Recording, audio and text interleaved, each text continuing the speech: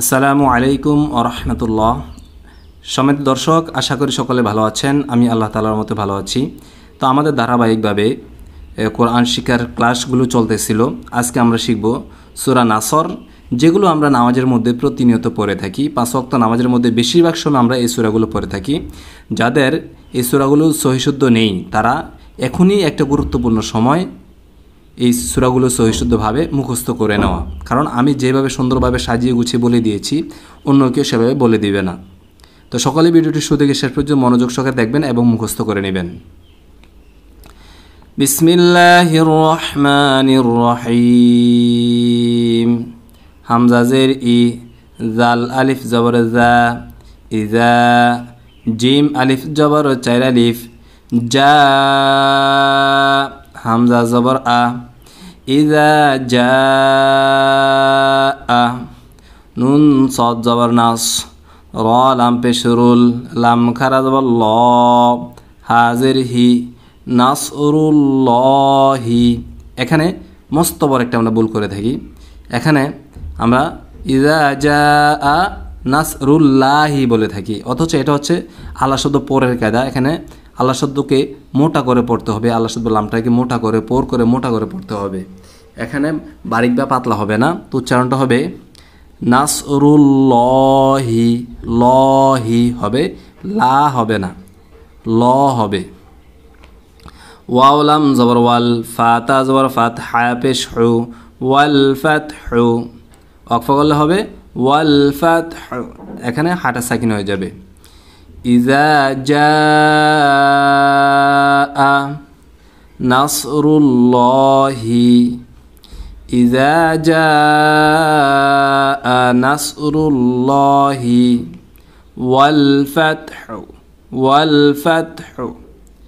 এখানে পুরোটা একসাথে বললে ইজা জাআ নাসরুল্লাহি ওয়াল ফাতহু।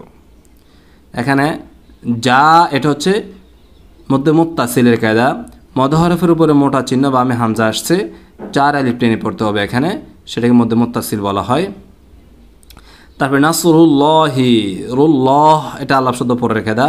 আল্লাহ শব্দের লামের ডাইনে জবর আসছে, জবর অথবা পেশ থাকলে এখানে পেশ আসছে, এই জন্য আল্লাহ শব্দ লামটাকে মোটা বা পোর করে পড়তে হবে।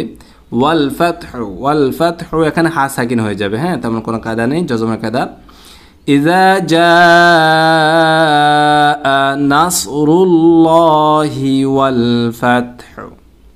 তারপরে ওয়া জবর ওয়া, র জবর র, ওয়া র।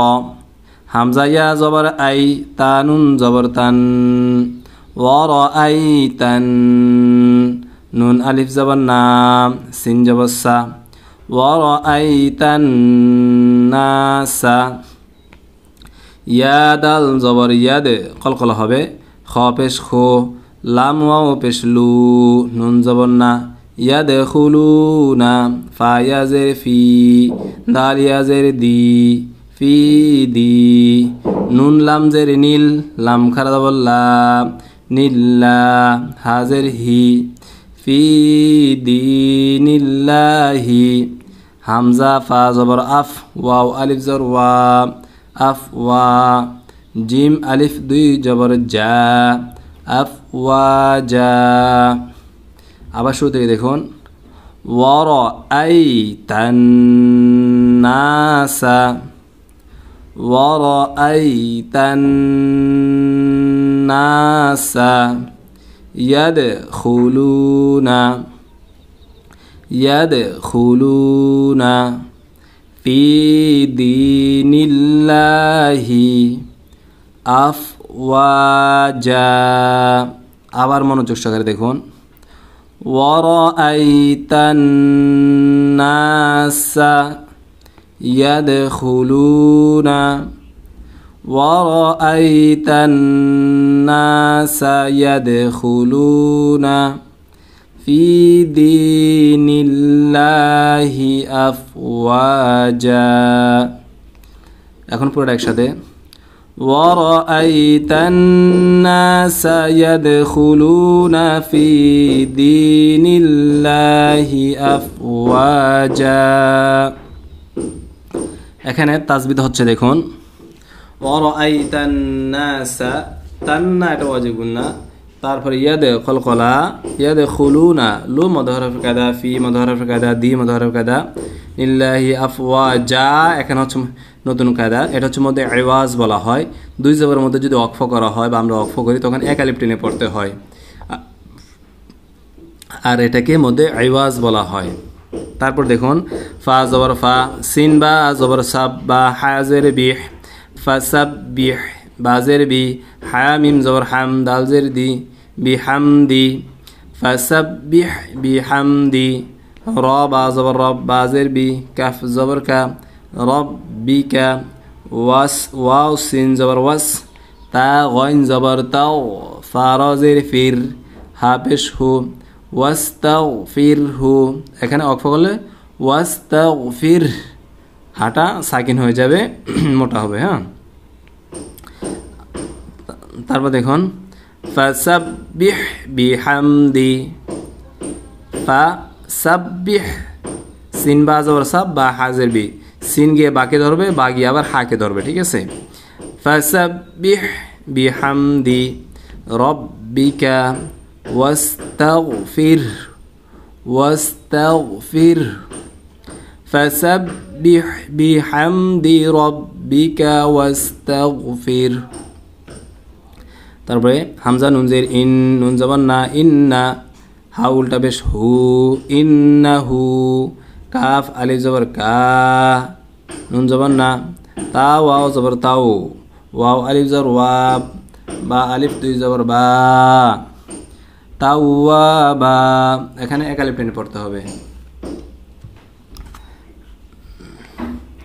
ইন্নাহু কানা তাওয়াবা, বা এটার মধ্যে আওয়াজের কায়দা, নতুন তেমন কোনো কায়দা নেই, এগুলো আগের কায়দাই, এখানে যেগুলো আছে এগুলো সবগুলো আগের কায়দা।